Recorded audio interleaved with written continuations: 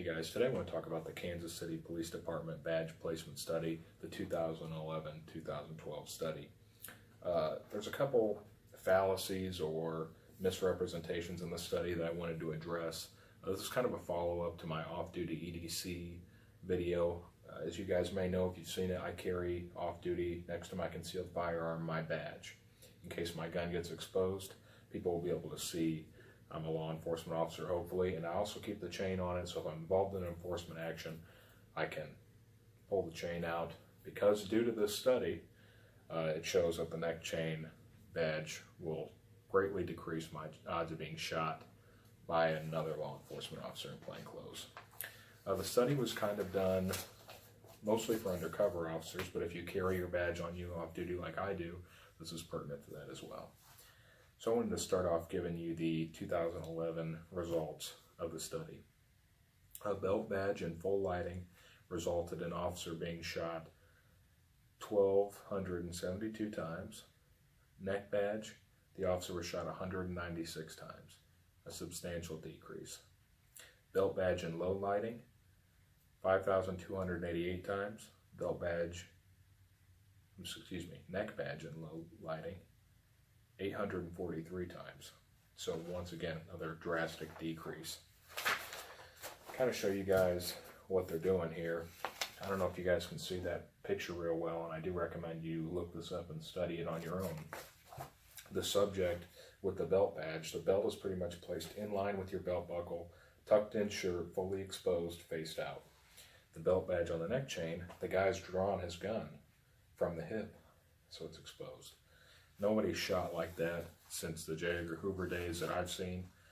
So that's one of the fallacies and misrepresentations in this study that I found. I wanted to give you the 2012 statistics as well, and then I'm going to follow that up with visual representation of my body and how I do it and how a lot of officers do carry their badge and gun, and why this may be not the most accurate study. The belt badge in full lighting in 2012 was shot 240 times. A neck badge full lighting 25 times. Drastic reduction. Belt badge low lighting 525 times. Neck badge low lighting 71 times. And this was after they received some training. So the first time they went through essentially not knowing what they're getting into. The second time they go in with more of an understanding of what's going down. It's an 88% improvement within 1 year, just due to some training. So now I'm going to stand up, kind of show you what I got going on. I am going to safety check. This is a Gen 3 Glock 17. Visually and tactily. Nothing in there. That's for the safety nuts out there.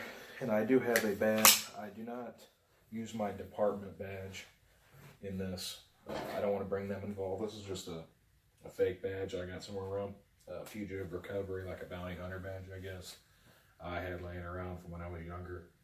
So this is typically, if I'm in plain clothes, how I'm going to have my badge gun set up. Gun on the hip, badge exposed next to it. On the study, the badge was in line like this. Drastically more visible. You're going to get a direct view. Gun was drawn from this position here, which is not how, it's not an isosceles, not a weaver, how most officers carry. But this is typically it. So the problem is, I see this on a lot of officers, when you're approaching, you only get to see an angled side of the badge. You're not getting the full badge and you're only going to get a glimpse.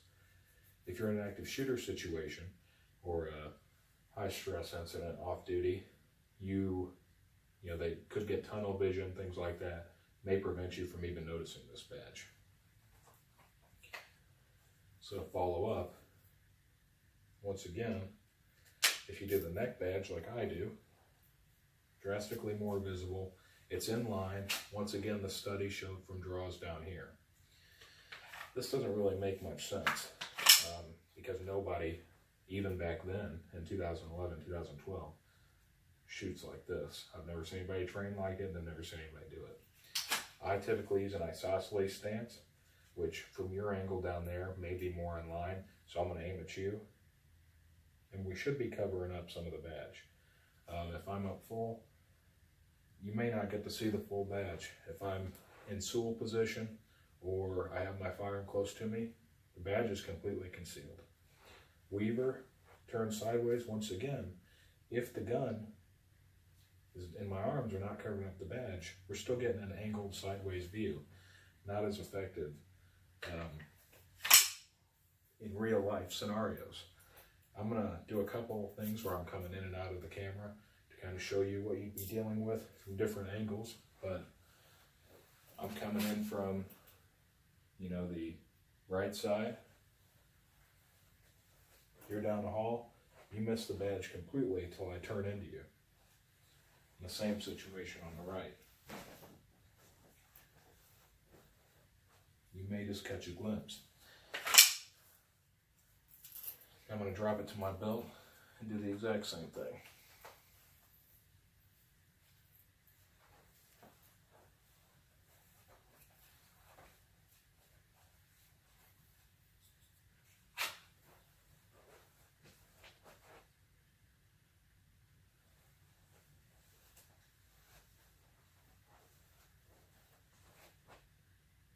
When you're really watching and you're looking for a gun and you're looking eye level, how much do you see that badge?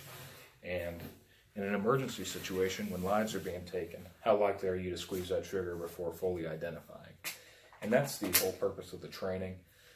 And I know officers are obviously receiving this pretty much same training I have and similar experiences. We know we're in split-second decision making. But that split second could be the life of a fellow officer from the same department or another department, especially when agencies or divisions converge on one location during an active shooter. So I did want to kind of point out a couple fallacies or misrepresentations in this study. I do recommend you look it up on your own. It's a Kansas City Police Department badge placement study. This video is kind of a intro into why I bought another system of body armor with identification to throw in my car for off-duty use to help better identify myself. And it's kind of the follow-up to my off-duty EDC video when I explain why I carry a badge on a neck chain off-duty and a badge wallet and what my technique is for handling that. So, as usual, any questions or comments, I'm always interested to see what you guys have to say, a technique you guys have, a plan or a system you guys do off-duty or on-duty if you're in a plainclothes assignment like I am sometimes. I really want to get your guys' input. If you guys have any questions about the study, feel free to reach out on those as well. And as usual, stay safe and thanks for watching.